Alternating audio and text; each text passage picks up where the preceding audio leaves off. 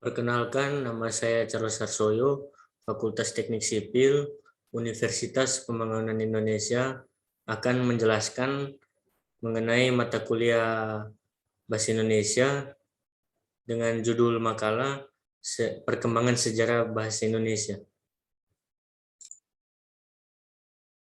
Kita masuk di bagian materi yang pertama, yaitu sejarah perkembangan bahasa Indonesia.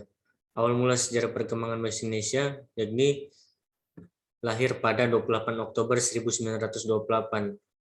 Pada saat itu, para pemuda dari berbagai pelosok Nusantara berkumpul dalam satu rapat, dan jadilah Sumpah Pemuda, yaitu yang pertama bertumpah darah satu, tanah air Indonesia, yang kedua berbangsa yang satu, bangsa Indonesia, yang ketiga menjunjung bahasa persatuan, bahasa Indonesia.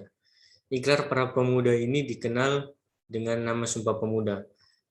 Unsur yang ketiga dari Sumpah Pemuda merupakan pernyataan tekad bahwa bahasa Indonesia merupakan bahasa persatuan bangsa Indonesia. Pada tahun 1928, itulah bahasa Indonesia dikukuhkan kedudukannya sebagai bahasa nasional. Bahasa Indonesia lalu dinyatakan kedudukannya sebagai bahasa negara pada tanggal 18 Agustus 1945. Karena pada saat itu Undang-Undang Dasar 1945 disahkan sebagai Undang-Undang Dasar Negara Republik Indonesia.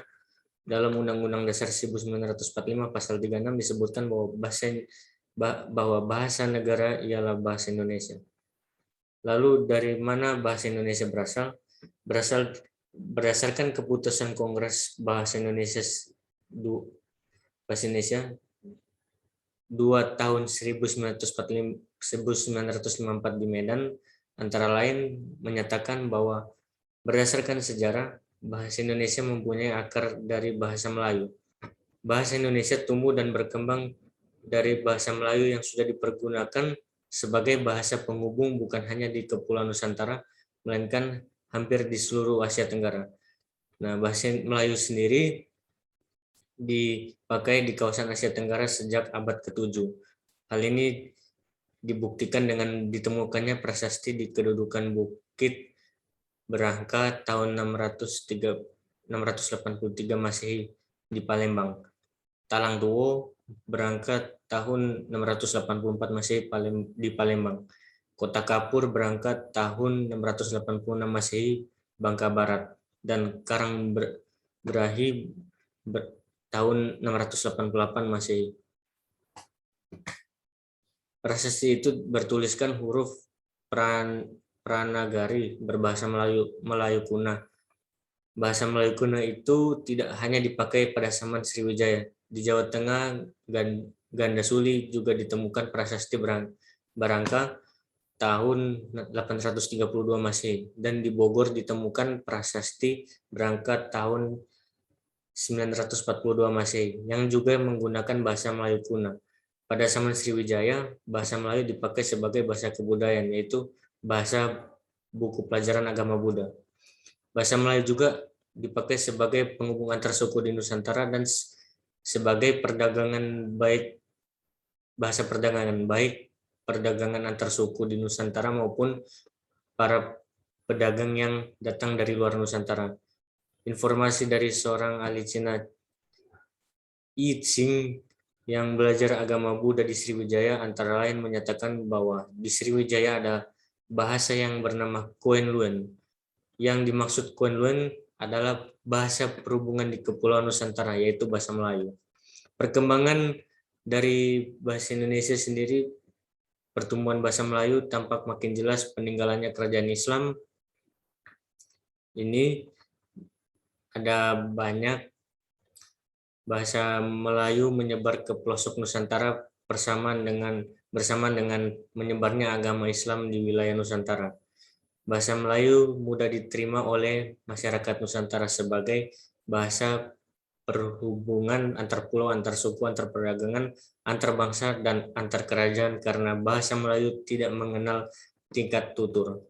Bahasa Melayu dipakai di mana-mana di wilayah Nusantara serta makin berkembang dan makin kukuh keberadaannya.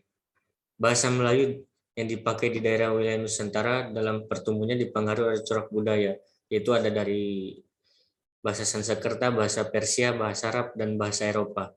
Bahasa Melayu pun dalam perkembangannya muncul dalam berbagai variasi dan dialek. Perkembangan bahasa Melayu di wilayah Nusantara mempengaruhi dan mendorong tumbuhnya rasa persaudaraan dan persatuan bangsa Indonesia.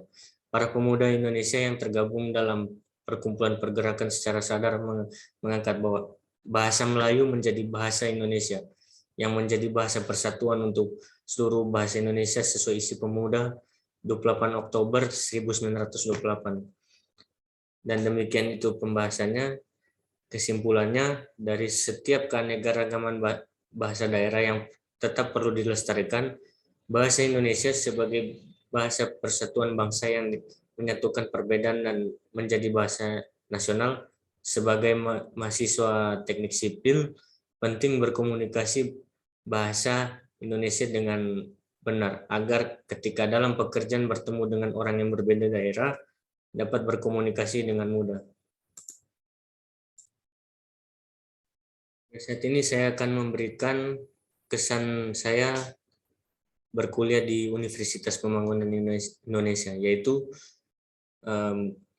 untuk mahasiswa yang memiliki kesibukan dalam pekerjaan, entrepreneur atau pegawai dan pekerjaan lainnya sangat cocok untuk berkuliah di Universitas Pembangunan Indonesia untuk tetap berkuliah sambil kerja dengan menempuh jalur pendidikan yang lebih tinggi dan lebih efisien terhadap waktu dan lebih efisien dalam membagi waktu di dalam pekerjaan. Jadi untuk yang masih berpikir dalam pekerjaan sambil kuliah, ayo bergabung di Universitas Pembangunan Indonesia.